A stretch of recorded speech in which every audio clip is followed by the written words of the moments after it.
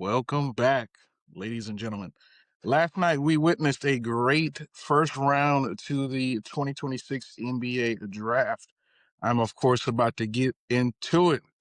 And then tonight I'm debuting a new segment I like to call Show Me the Money, where I talk about free agent contracts, not only in the NBA, but a couple that I deemed important in the NFL as well. But before we get into all of that, of course, first things first, this is another great episode of Oh Brother the Podcast. And I'm, of course, your host, Coop, man. Let's get into it. NBA draft, first round, first 4 to 5 picks. It went pretty much according to plan. I'm still about to talk about it. I guess the debate today is the Bonza or Peterson, who should have went first. I'm in agreement of how it went down, man. AJ DeBonza is now the new king of DC, man, and has brought a lot of hope and willpower to the DC fan base for the Washington Wizards. A lot of people have been waiting just as the lottery balls fell their way. The season didn't go their way. They won 17 games for a consecutive season and has been just absolute turmoil here in the nation's capital. Wizards fans are down and depressed, but last night, I should say, it all turned around for the better. Of course, we know the Wizards this past season traded for Anthony Davis and also Trey Young. Trey Young just got an extension. I'm going to talk about that later in my Show Me the Money segment, of course. But AJ DeBonza, he seems like the de facto number one pick, in my opinion. 6'8", 6'9", well over 220 pounds. There's an athletic forward that can score not only in the post but on the perimeter. Long wingspan, can defend pick and rolls really well. Absolutely de facto number one in my opinion. And the Utah Jazz followed that up with Darren Peterson. Well, speaking of which, I do think the Wizards did make that right pick with going with DeBonds. That being said, only because Peterson is a huge question mark moving forward with his availability. Although teams have seemed to deemed him okay with what he's done with his interviews and his health records moving forward. But if a guy has shown you that, I don't know if that was strategy by him missing so many games or coming out with the cramping, but I hope the issue had been resolved moving forward. And he only wanted to play a handful of games to showcase his talent to the NBA. But ultimately, his situation in college just reminds me of another situation similar to Kawhi Leonard post San Antonio run. Well, the end of his San Antonio run and lead in thereafter. To where is if he's not 100% healthy, he's not going to play at all. And if you want a guy like that to be your franchise cornerstone and to lead you to a championship, your best ability is your availability. So if you're not on the court, I know Kawhi Leonard is a two-time NBA champion and has been the leader of those said squads. But it feels like with his talents and his availability, it feels like almost if you want to compete for a championship that you have to catch lightning in a bottle to where he is healthy, the team around him is good, and also he's performing at the highest level, and the pieces around him just flourish at all times. Plus, the talent that you're going up against may not be as stellar as well. So I kind of feel the same situation brewing here with Darren Peterson. I hope that he proves me wrong. I hope that he comes out. A lot of people are comparing him to Kobe Bryant with the likes of his scoring process and the way he can score at all three levels at will. Definitely a great jump shooter. Off the ball, he's amazing. He come off picks and screens and dribble handoffs, and his catch and release game is awesome. Accurate shooter from three, and can like I said, can get any shot off at will. Very talented young man. He went head to head with the Bonza and pretty much outscored him in one half of play and ended up coming out in the second half with cramping again, but still outscored DeBonza. Now, if you break down some of DeBonza's film, like a lot of people say that he, flourished a lot of his scoring in garbage time. Granted, BYU didn't have like an outstanding basketball program. They spent a lot of money to get him, DeBonza that is, to come there. And probably didn't have that much left to surround him with stellar talent. Which is okay. He's the number one overall pick, and he showed that throughout his college career. He led the nation in scoring. and led his team in rebounding, I believe, as well. Guy is awesome. Peterson also was, the one A, 1B person in this conversation and deserved to go number 2 overall. And deserved some looks to go number 1 overall as well. And he only met with the Wizards because he thought that they were going to take him number 1. And I think he did that to kind of avoid going to Utah, but as we saw last year with Ace Bailey, Utah doesn't care if you don't want to come there. If you're talented enough, they're going to take you at whatever pick that they get. So great start to that NBA draft. And then they followed it up at Memphis at 3, taking Cameron Boozer, an elite prospect that's probably going to have a long career and a long prime. I'm thinking this guy can have a 15 to 18 year career and be an all-star for the middle peak of that for the most part. And if not an all NBA caliber player, if he develops a plethora of low posts and scoring moves. This is a power forward that can pass, dribble, and shoot at a high level than most other power forwards in the NBA already. We've gotten to the point in NBA where you have to be excellent at one thing and they hone in on it. And his skills tend to flourish at all aspects on the offensive end. He's was kind of a one-trick pony in my opinion with a drop step power move in college, but I know his game and his work ethic will develop over time for Memphis. So this is a talented player that I believe could have a very long career and a long prime at that, because he could be a guy that's just super consistent over 8 to 10 years. We're talking like, 15 to 20 points and then, 10 plus rebounds a season. Excellent pick by Memphis. This is a solid piece to a core. And then you can get if John Morant comes to play or if they move on from him, this could be an excellent piece that you can build around. And then, of course, Caleb Wilson followed that up at number 4, going to Chicago. Stellar power forward, athletic prospect coming out of UNC. And this guy can ball, man. And if he didn't break his hand, I think going down the stretch of this season and going into the ACC tournament and the NCAA tournament, UNC would have probably had a much deeper run in both tournaments. He was their go-to guy, and it definitely affected this team down the stretch in these tournaments. Excellent choice, very athletic wing forward. I think that this guy will be what they thought Patrick Williams was going to be. And I'll leave it at that for Bulls fans, because I know that they don't want to hear that name being brought up. Here's where the draft kind of shook up for me, because I thought that for sure if the Clippers were going to take a guard, it was going to be Darius Acuff Jr. But they didn't. They decided to go with Keaton Wagler out of Illinois. I didn't get to watch him this much this season. I was kind of keeping an eye on Stojakovic, his son, on the same team in Illinois, but he did stand out on the 1 or 2 games that I did see from Illinois this year in the Big Ten. Guy is a definite bucket getter. He'll be a nice complementary piece alongside Kawhi Leonard and everybody there for the Clippers. And again, same thing for Brooklyn. Since Acuff was not off the board, they went Mikael Brown out of Louisville, also, highly talented prospect out of high school and college. And they were excited to get him from the War Room. That they felt like they got their guy and they fell to him.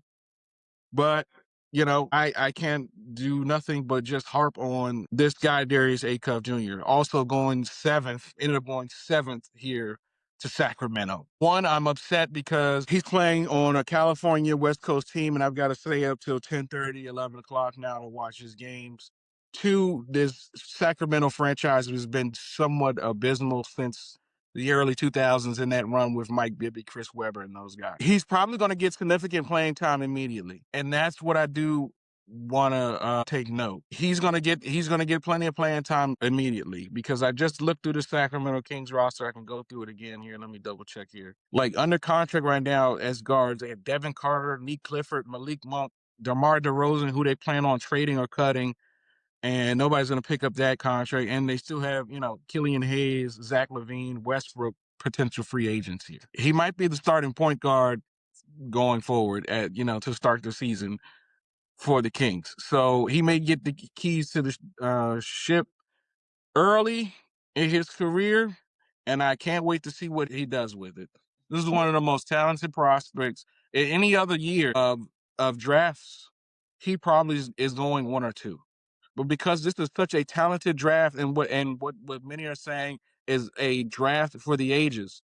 One of the best drafts compared to the 96 draft or the 2003 draft. This guy alone stands out, and it reminds me so much, not even from his cornrows, but from his play style and his stature, to the great Allen Iverson. This is a guy that's going to be a certified bucket getter that led the league in the SEC in points and assists, and has been the first person to do it since Pistol Pete Maravich, who, may I remind you, averaged 44 for LSU. Yeah. Yeah, Acup's gonna come in, he's gonna do some damage, and he's gonna be allowed to make mistakes and figure out how he fits in this NBA, and craft his game early and often, probably a little more than some of these other guys that I mentioned before him. And I just want to harp on a few more lottery picks that kind of, I don't want to say surprised me, but notable. So Michigan had three guys almost go back to back to back. 9, you had Morris Johnson Jr., who is a Michigan guy. Their coach is now coaching the Dallas Mavericks and replacing Jason Kidd. And he ended up picking up the guy that he just won a national championship. So that's good for them. Notable. The Bucks went at 10 and took Braden Burris out of Arizona. I don't know too much about him, but I do know Arizona was cooking last year. They were a top 5 team for a majority of the season, and I'm pretty sure he was leading the way. What I do want to note is Yaxel Lindenberg out of Michigan, man. This guy was a problem at Michigan. I mean, his size, his basketball IQ, man, just a low post bruiser similar to what Cameron Boozer is, but he has the more NBA ready body. 24 years old, for the coming in for the Golden State Warriors at pick 11, and could either start or come off the bench as a sixth man and be productive right away. He's got when I say he's NBA ready, reminds me of similarly to who the Rockets drafted just a few years ago in Cam Whitmore, as NBA ready type guy that can come in and start and give you buckets and minutes, valuable minutes right away. And for the Warriors, who are trying to make another run with Steph Curry and Jimmy Butler as their superstars in the last ride with Draymond Green, this guy as a young talent is going to help get you there. And that kind of sucks to say as a Rockets fan, I must say. And then the rich get richer with 12. Oklahoma City pick up Ade Myra, who is another big piece to that national championship Michigan team, the 7'3" center out of Spain. So they saw as Wembanyama beat up the Thunder in the Western Conference Finals, and Chet shied away from defending or even attacking Wembanyama. They go get a guy that can come in and do so, or at least match his size in terms of height and length. And probably is fearless. This guy is a great low post defender, can step out and shoot the three on occasion at 7'3". And then he's also a ready and willing passer, similar to Jokic in the high post. He runs well in the pick and roll, sees the floor and spaces the floor extremely well. And that's somewhat what OKC needs and utilizes from their big men. Because Hartenstein, when he was on the floor as a defender, was pretty obsolete on offense outside of that little push shot that he was getting off. Although it was going in, you probably could use a little more versatility out of that position. So they went and got my great selection by Oklahoma City. Some other standout picks for me in this here first round. The bottom half of the draft was a little bit of, you draft him for me and we'll trade you this. It was a lot of mixing and matching, a little bit hard to keep up at times. So that's why I'm not going to get too much out of the lottery. But the Lakers did pick up a nice guard out of Baylor, which was Cameron Carr. Yeah, which he was a dog. Athletic guard that can just straight up dunk on you at any given time. Reminds me of a little bit of VJ Edgecombe that just came out of Baylor as well. So he's probably not gonna play right away, considering LeBron and Luka. We'll see how that rotation works out for them. They still have Rui and Jackson Hayes and others up for contracts, and we'll see how that goes with the Lakers off season come July 1st of free agency. but I did want to make note of that as well. And also others. One other player that I wanted to. I'm just scrolling through the drafts here, make sure. Oh, where's my guy? Hold on, I just saw. Yes, Bennett Sturts, guard Iowa, was traded. Well, Memphis drafted him and then traded him to Oklahoma City. Man, God forbid SGA Shea Gilgeous Alexander has an extended time on the injury report or is banged up, this guy can come in and fill in the role with his scoring and assists. This is a guy who played damn near all the minutes as starting point guard for this Iowa team, led the Big Ten in a lot of categories. He was excellent, man. He was a de facto All-American and dominated at his position. To be fair, he's definitely an NBA ready point guard and could come in and be one of those underrated and what's the word I'm looking for? Basically, just denied respect for his talents type of white guy to come in and then show out in this NBA for sure. I mean, he could get you a ton of assists while also, averaging 12 to 15 points, if not off the bench in a starting role, just in case if SGA sees a significant time on the IR. If not, he'll be a distributor off the bench that they really could use as well. Because you have a lot of shooting and a lot of wing defenders for Oklahoma City. You get a little bit more scoring and playmaking with Sturts off the bench. So another really great pickup and just, a great eye for talent with Sam Presti. I just feel like he put together another great first round for Oklahoma City. And like I said, the rich get richer and they just continue to hit and hit and hit on draft picks. All of those draft picks acquired that they got from Paul George trades, I think has now come to fruition. They may have another one next year. I think that would be the last one, but still, that trade has completely destroyed the Clippers and elevated Oklahoma City to new heights and just in just one trade. And I just couldn't imagine Paul George being worth all of those first round draft picks and pick swaps. Absolutely insane. So, I mean, shout out to him for making that trade. Excellent job, Sam Presti. Last one I want to know, the Spurs at 20. They got a dog too to match that 7-footer that Oklahoma City just drafted. They got another backup big as well. This center from Kentucky, Jaden Quinitance. I mean, 6'9", 260 dog. That's all I can say. Capital D, capital A, capital W, capital G, dog. And we'll leave it at that, man. I mean, low post score, can defend at a high level, block shots, anything you need out of a aggressive big power forward coming off the bench for the Spurs, man, and it helps them. You can get more minutes out of him than probably what you were getting out of Cornette here in these playoffs. So great pick for them, although they probably do bring back Cornette, who was a valuable player. And we'll see, man. A lot of trades and mixing and matching down at the bottom of the draft. I'm not going to really get into it too much.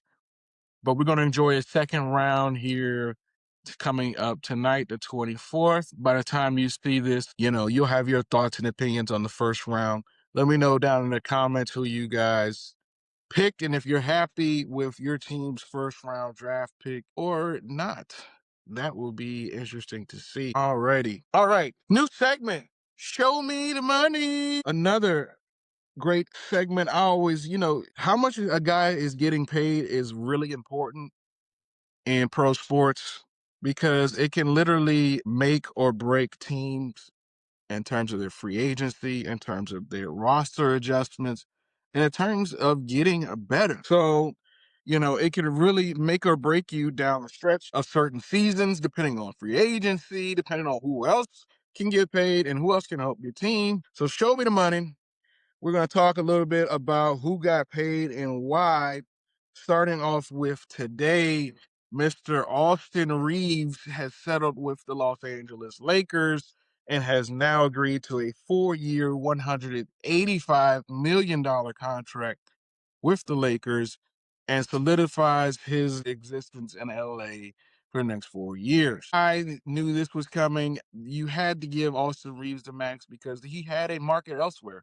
Apparently, it was rumored that Detroit was willing to give him the same amount, if not a little bit more, to come be the secondary scorer there and help out Cade Cunningham and give him some relief on a night to night basis and give you that secondary score output, because we saw the fall off of a Jared Duran, who was the second leading scorer on their team in the playoffs and just didn't perform to the likelihood that we expected him to elevate his game during the playoffs. His numbers actually decreased. So you could see why Detroit was aggressive to go out and get that secondary score. But nonetheless, the Lakers keep him. So now it's all on LeBron. He does not want to take a pay cut. He was looking for the 1 year, $50 million max. And I do think the Lakers are eventually going to give it to him. But how does that work with the rest of the roster? Like I said earlier, you still have Jackson Hayes. You still have Rui Hachimura. You still have others that need to be paid on this bench, and you need to build some depth, which the Lakers have lacked over the last 3 seasons. Now, LeBron can go ahead and handcuff this franchise by taking the 1 year max deal and then, going on a retirement tour and calling it a career. But at some point, the Los Angeles Lakers have to start looking for their future. Luka Doncic is their future, and now obviously Austin Reeves is.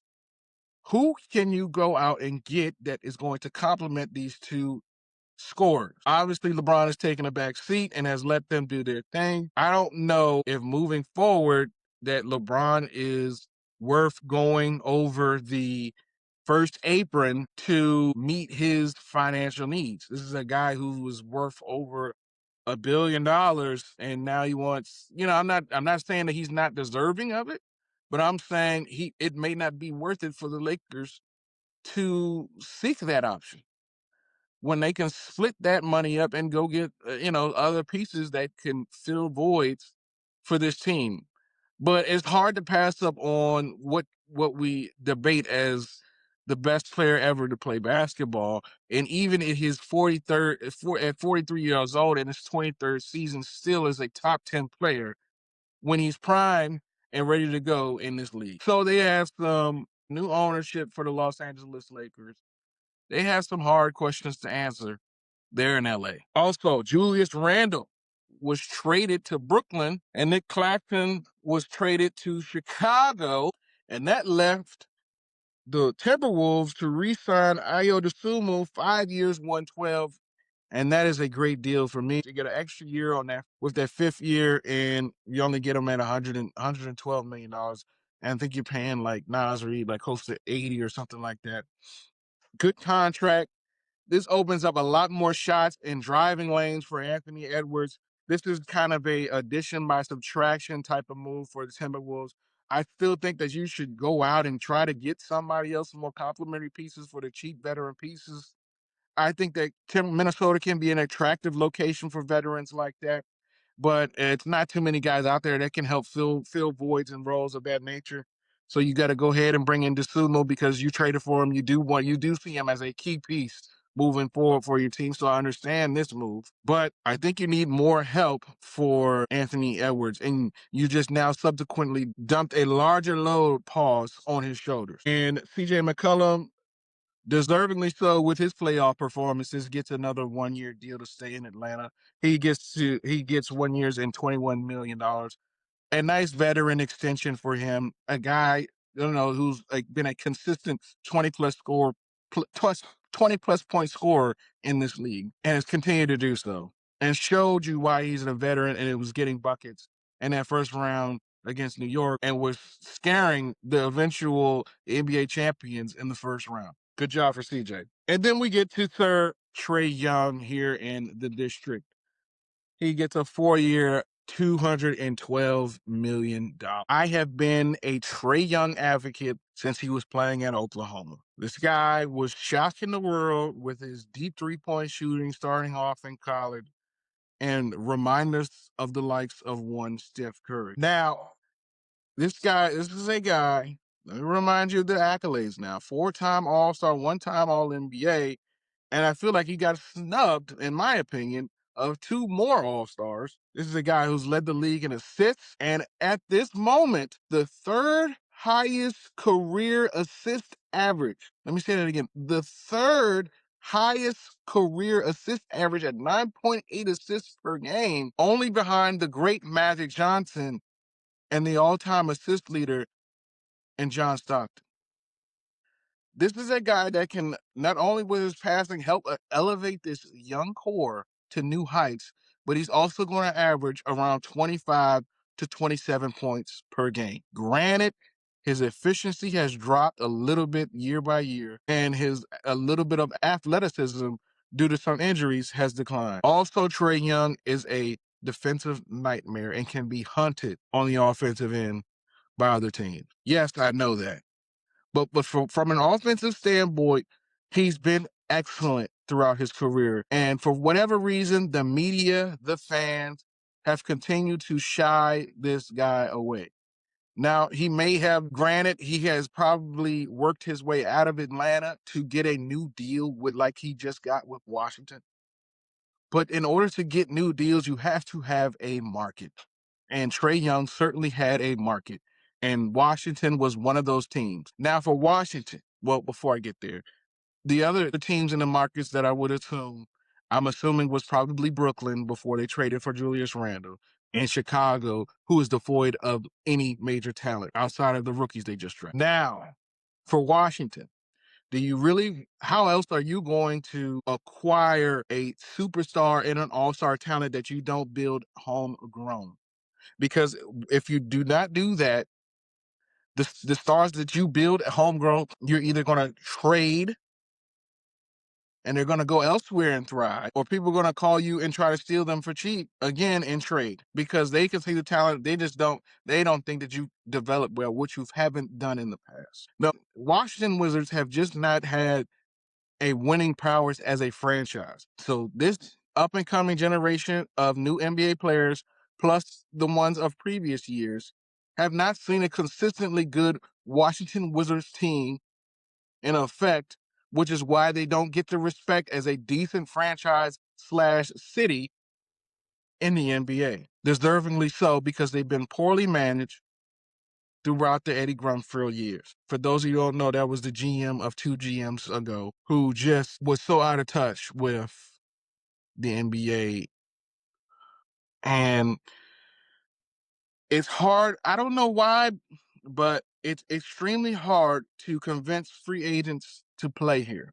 Again, because they haven't seen any productive and consistent season in Washington. Even in their heyday, the Gilbert Arenas, Antoine Jameson, Caron Butler years, and even more recently with Bradley Beal and John Wall, their peak was like first or second round bounce. 1 to 2 to 3 years of that, and then it's time to rebuild. You start selling off pieces to help get you draft picks, or you don't draft well, and then you're right back where you were before you got said superstars in NBA purgatory. Now, how are you going to convince a guy like Giannis, a guy like Anthony Davis, a guy like Joel Embiid to come and play for your franchise and then overpay them to do so when they're probably past their prime? The only way you're going to get superstars into this franchise is to do it how they just did. You're going to have to trade for disregarded superstars, probably who feel like they're worth more than what they are, and you have to pay them, which is what happened here with Trae Young. Now you bring in Trae Young, you bring in Anthony Davis, you have a good young core because they drafted pretty well over the last 3 to 4 years with those high lottery picks. Alex Sarr is developing into a young star. Koulibaly is becoming an elite defender. Trey Johnson, Bub Carrington, hoopers. You now have the spacing and the shooting with Trae Young running the show, and the pick and roll game with him and Anthony Davis can be exciting to watch. Do I think that this makes them an instant contender? I do not. But I don't think the fans in Washington are knowing that they have a contender.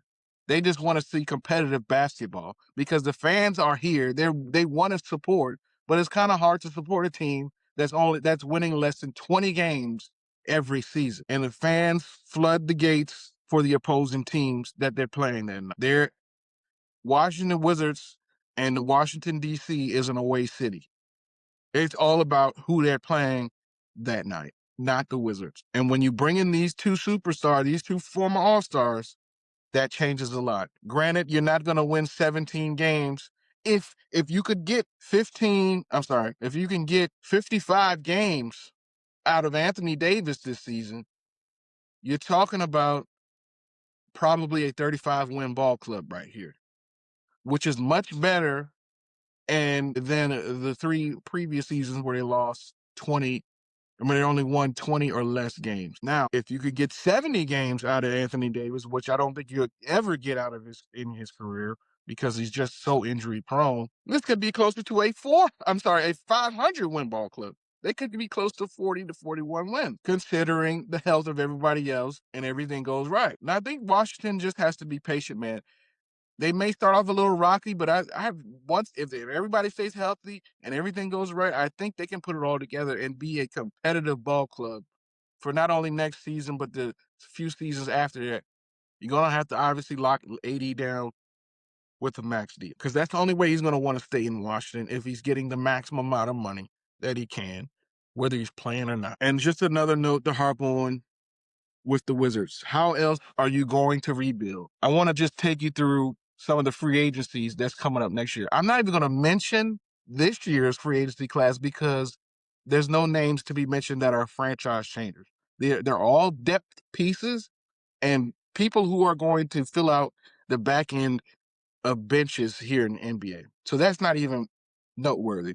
Let's just say the Wizards stunk again for this season. They didn't acquire Trae Young or he opted out and went elsewhere. Your free agency class of 2027 looks night and day than this year in 2026. A lot of the guys that were going to be free agents here in 2026, the good ones were getting re-signed by their respective teams. Like I said, you had guys like Zach LaVine, Westbrook, been there, done that. Guys that you are known not franchise difference makers. All right, so we move on to 2027. Who could we possibly get? Steph Curry? No, he's going to retire Warrior. LeBron James is probably going to retire.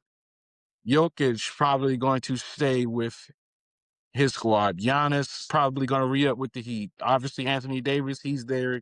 You might have a shot at a guy like Joel Embiid. Again, health is the question. Karl-Anthony Towns is probably going to re-up and get a good deal with New York. I don't see him moving on. Jimmy Butler, possibly, but he's 37. He'll be 38 when he hits free agency. Paul George, please.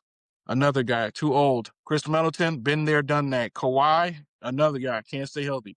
Evan Mobley, not a difference maker. Same thing with Donovan Mitchell. I've been there 2 episodes ago. Empty buckets. We've already talked about that. Bam Adebayo is probably going to retire at Heat as well and re-up. Trae Young, he just re-signed his deal, so he'll be a Wizard. Like I said, Zach LaVine, Pascal Siakam, guys, Kristaps Porzingis, again, been there, done that. Kevin Durant, he's not coming to play in Washington. Harden, again, just a 1B player, doesn't want to take on that type of role anymore. Paolo Banchero, I doubt if Orlando lets him walk. Michael Porter Jr., Brandon Ingram, Tobias Harris, John Collins. Again, not guys that are going to get it done for you in terms of making a huge difference as a franchise player. Kyrie Irving, 35, he'll be 36 when he is free agency. Jalen Brunson is going to get a massive extension. Rudy Gobert, oh brother. Jalen Green, although young, he won't be a difference maker for your franchise. Drew Holiday, a veteran, a winner, but again, not a guy that's going to come in and dominate. Jordan Poole, Jeremy, been there, done that as well. Julius Randle is getting bounced around. We see why. Tyler Hero, again, glorified shooter. Norman Powell, okay, not bad. Again, not a certified franchise difference maker. Andrew Wiggins, just looking to get paid. Vucevic, too old. Jalen Johnson, I wouldn't want to overpay for him to get him to come to Washington. But I mean, you got Nurkic, Sexton, Hartenstein, Harrison Barnes, Evan, he's not even in the league. Draymond Green's going to probably retire. Benedict Mathurin, okay, he'll be 25, but again, not a huge difference maker in terms of superstar talent to come in and change your franchise. And then Hachimura is probably going to get re-up with the Lakers. Like, who are your options? I don't know what else you could do if you're the Wizards. So you have to make these types of moves. And if you don't sign Trae Young to a $212 million deal, you go back to the days of a Tyus Jones and RJ Davis starting as your guards. And I know you don't want to go that. So you'd rather just overpay for Trae Young. But Yet Austin Reeves, who's older, averaging less money, averaging less stats, points, rebounds, and assists, got a max. Wasn't a super max, but he got a max 185. Man, sometimes you just need to count your blessings, bruh. Because if you're with it, you have to realize the dynamics around the franchise of why you have to do certain deals with guys. And Trae Young, granted, was looking for a new deal, and he did a great job of leveraging his way into that new deal because this franchise is not going to get any talent elsewhere, which is why he was on the Wizards were on the preferred list of trade destinations. As soon as they saw that, they said, "Oh, bet," because we had we had no other options in terms of free agents. So, and I hear people comparing this to what could be the same Bradley Beal deal. Not at all. For one, Bradley Beal had a no trade clause. One of less than 30 people in the NBA history that have had a no trade clause at that. Talking about the likes of Tim Duncan, Garnett, Kobe, Jordan. All of these guys had no trade clauses, and Bradley Beal is definitely the outlier on that list. If you look it up, trust me. And then you overpaid him for $200 something million. He gets hurt, and it's over as quickly as it started. The Bradley Beal era in Washington, and it pretty much handcuffed him because he only wants to go to a specific place, and they can only offer but so much. And now, once that contract is done, he'll be out the league. So again, the Wizards, you have to draft well, and you have to develop well.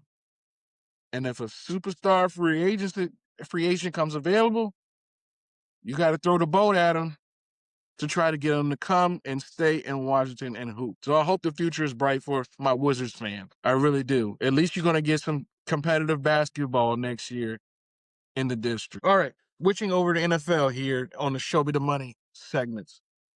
Falcons just read up some weapons. Drake London got a new deal, 4 years, $141 million. 100 of it is guaranteed. Man's been balling though. I'm not mad at it at all. I think the 100 million guarantee was a good number, especially over the 4 years. He's getting paid like a top 5 wide receiver, and he's been performing as our number 1 de facto receiver with the lack of decent quarterback play and coaching. So I'm not mad at it at all. He even put up 900 yards and like 50 something catches last year, even though he only played 9 games. So the production has been there. He's been a red zone monster. I was looking at a highlight tape a few days ago. Literally all his touchdowns come from in the red zone, man. He doesn't really have no long over the top touchdowns yet in his career. It's just been all, as soon as we get in the red zone, he's been the go-to guy. And we've been using him how we should have used Julio Jones in the past. So that's one thing that I am excited about. He gets in the damn end zone. Now, I wish I could say the same about the next guy, but he did it enough last year, and that's Kyle Pitts. I wanted to try so hard to hate this contract, but as I analyze it, it's not bad. He's performed over the last 2 seasons at least this past season, as a top 5 tight end, and he's now getting paid as a top 3 tight end.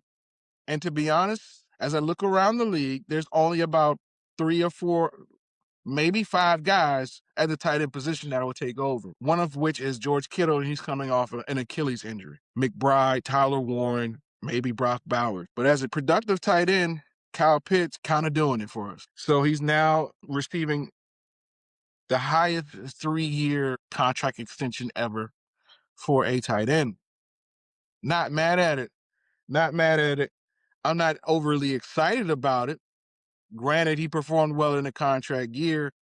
I just hope he can expand on it. And that's all I'm really looking for in terms of the Falcons next year. We don't know what's going to happen at the quarterback position, so it is what it is. Granted, we've got these guys locked up for the near future. Hopefully by next season, we'll have solidified that position and we can look forward. Now up next, we have our stellar running back to play in Bijan Robinson, who, may I remind you, was a 2-time All-NFL player at 2 different positions. First team at the running back, second team in the flex position, was added recently over the last decade to the All-Pro teams. If I'm Atlanta, you give him whatever the hell he wants, because Bijan Robinson is a talented future Hall of Famer type player who has only exceeded expectations. Give him whatever he wants. I'm thinking it's going to be in the contract of of a 5-year deal worth over 150 million. Worth it. Give it to him. I think he's worth it. Are you guys mad or happy at any of these contracts, man? Because with the markets going up, CBA's going up in each league, and NFL and the NBA, the contracts are only going to balloon and balloon and balloon. So while it may seem like guys are getting overpaid, it's just going to become the new norm. Please, everybody, let me know down in the comments how you feel about these contracts. Like, comment, and subscribe. And it's the first time I'm on camera with a fresh cut. I'm fresh out the chair. Shout out to my guy Mike. Meant to give you a shout out at the beginning, man. Make sure y'all give him a follow at Elite Cuts MD, man. Best barber in the DMV, bro. Appreciate you, Mike, man. I'll holler at y'all, man, next time, man. This has been another great episode of Old Brother. Peace.